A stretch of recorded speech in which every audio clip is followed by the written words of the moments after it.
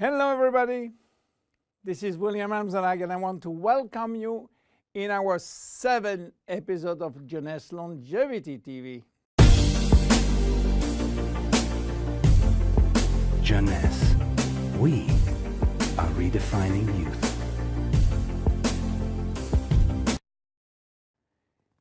Between humans is starting by the fusion between the female ovule and the male spermatozoid. It takes millions of spermatozoids to select the lucky one to win the right of joining the female ovule. And guess what? Hello everybody, this is William Amzalag and I want to welcome you in our 7th episode of Jeunesse Longevity TV.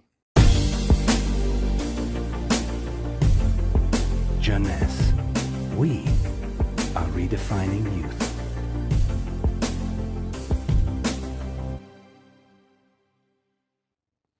Have you heard about stem cells? I'm sure. Meanwhile, I wish to share with you my knowledge about stem cells, how magic they are, and how they are changing the medical world. To understand what are stem cells, let's go back to life. How life is starting. Life between humans is starting by the fusion between the female ovule and the male spermatozoid. It takes millions of spermatozoids to select the lucky one to win the right of joining the female ovule.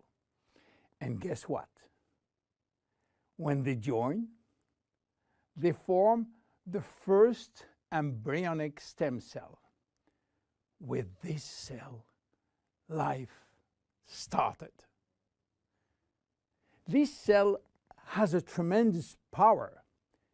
It will duplicate in 2 cells, one identical to the original, and one going to form the first embryonic tissue.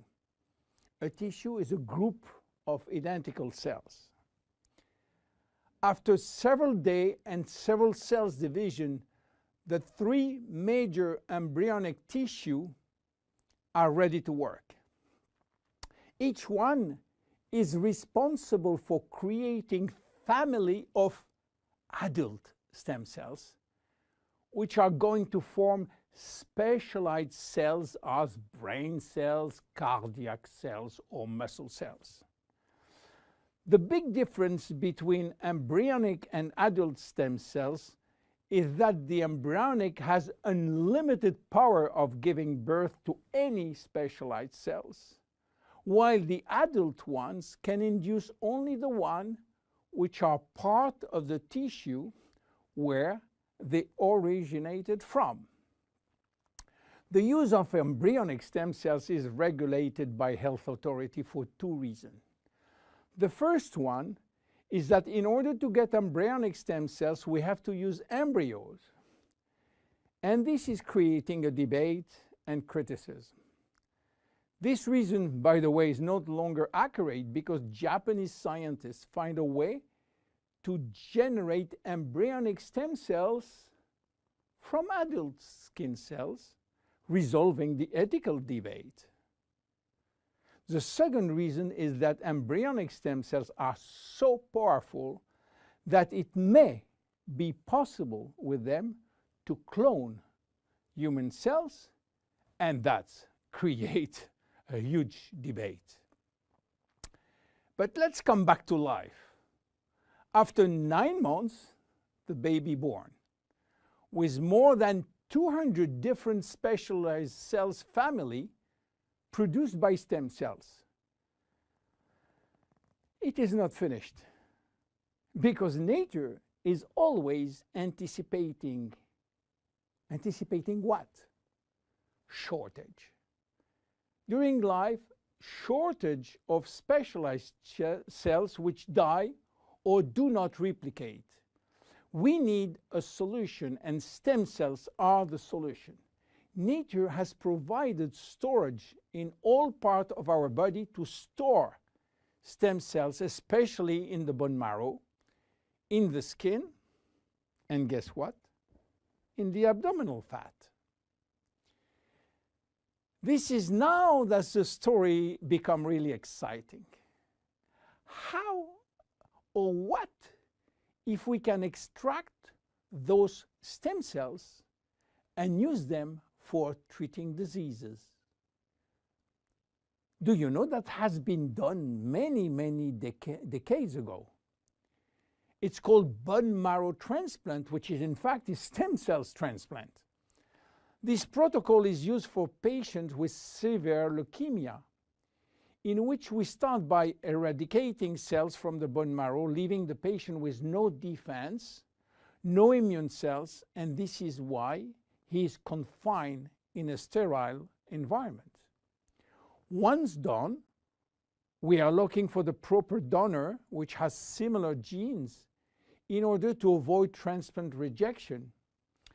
And the donor stem cells are injected to replace the cancerous one.